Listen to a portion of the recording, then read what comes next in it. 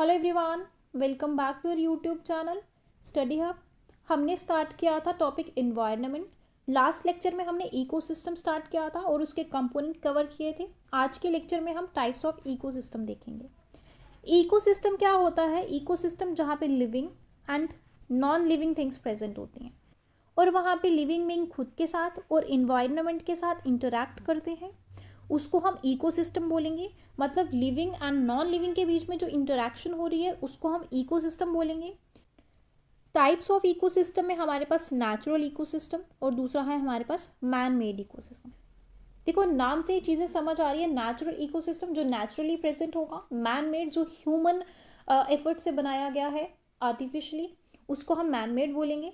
देखो, नेचुरल की हमारे पास दो तरीके के नेचुरल इकोसिस्टम होते हैं। एक होगा हमारे पास टेरेस्ट्रियल और दूसरा होगा हमारे पास एक्वेटिक। ठीक है, दो तरीके के होते हैं। टेरेस्ट्रियल की बात करूं तो टेरेस्ट्रियल में हमारे पास एक फॉरेस्ट आएगा, उसके बाद ग्रासलैंड आएगा, टुंड्रा आएगा, डेजर्ट्स आएंगे। ठीक है, टेरेस्ट्रियल में सबसे पहले फॉरेस्ट है जो कि मेंटेन करते हैं टेम्परेचर और वो कार्बन सिंक होते हैं। कार्बन सिंक मतलब कि कार्बन डाइऑक्साइड को इनहेल करते हैं। जब भी हमारे इन्वायरमेंट में कार्बन डाइऑक्साइड जितना भी प्रेजेंट होता है वो कौन इनहेल करते हैं? फॉरेस्ट प्लांट्स इनहेल करते हैं, है ना। तो उसको हम कार्बन सिंक भी बोलेंगे। हमारे इन्वायरमेंट को मेंटेन करके रखते हैं। उसके बाद है हमारे पास बायोडाइवर्सिटी हॉटस्पॉट के अंडर आते हैं। ट्रीज होते हैं इसमें, इसको हम फॉरेस्ट बोलेंगे। उसके बाद है हमारे पास ग्रासलैंड। ग्रासलैंड में हमारे पास ग्रासेस आएंगे, हर्ब्स आएंगे। For example temperate grassland, savanna grasslands, ये सब ग्रासलैंड के अंडर आएंगे। उसके बाद है हमारे पास डेजर्ट्स। डेजर्ट्स में क्या होता है? डेज में बहुत गर्मी होती है और नाइट में बहुत ज़्यादा कोल्ड होती है ना। They are the desert. उसके बाद है टुंड्रा जो कि एक्सट्रीम कोल्ड होता है। जहाँ पे एग्जाम्पल की बात करूँ तो आर्कटिक रीजन है हमारे पास, वो एक टुंड्रा के अंडर आता है ना। वहाँ पे एक्सट्रीम कोल्ड होती है।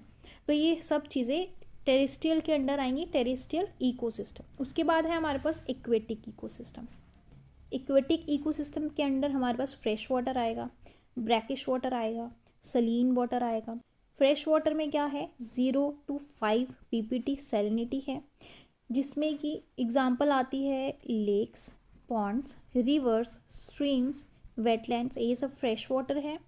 ब्रैकिश वाटर की बात करूँ तो 5 to 35 ppt सैलिनिटी रहती है। उसमें एस्चुरीज आती हैं, मैंग्रोव्स आते हैं, ये हमने प्रीवियस बायोडाइवर्सिटी लेक्चर में भी कवर किए हैं। उसके बाद है सलाइन वाटर जिसमें कि सॉल्ट कंटेंट सबसे ज़्यादा होता है, that is more than 35 ppt। Example है हमारे पास ओशियन, सलीन वाटर होते हैं, सी, ये भी सलीन वाटर होते हैं। They are the aquatic ecosystem. Fresh water, brackish water, saline water.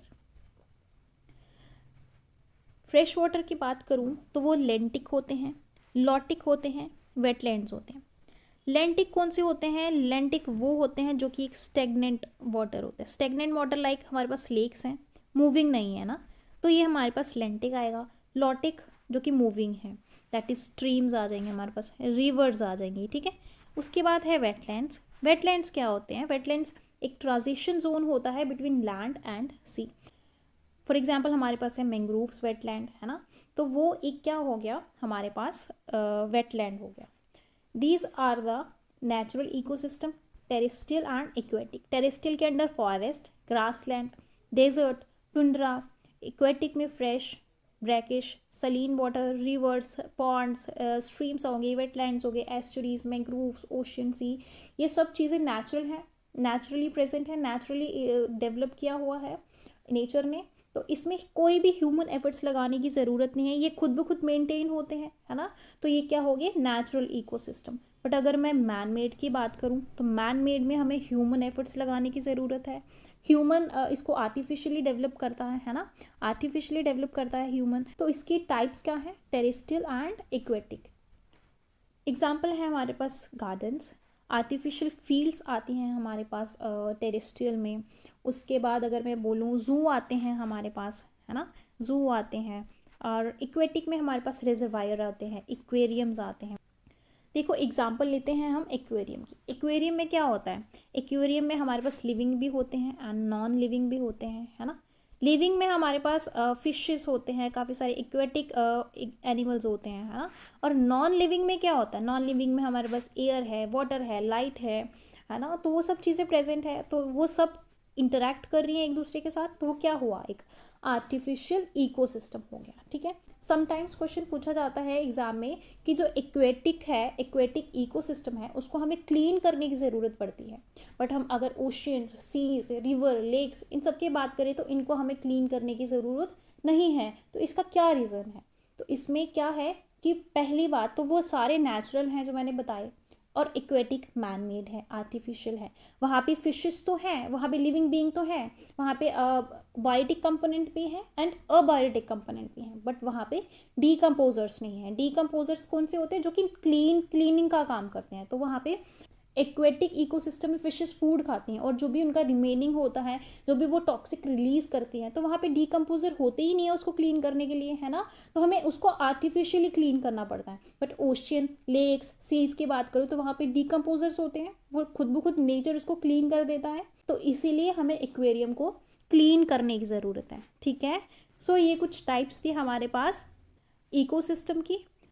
आज का लेक्चर हम यहीं तक रखते हैं। नेक्स्ट लेक्चर में हम food chain and food web करेंगे।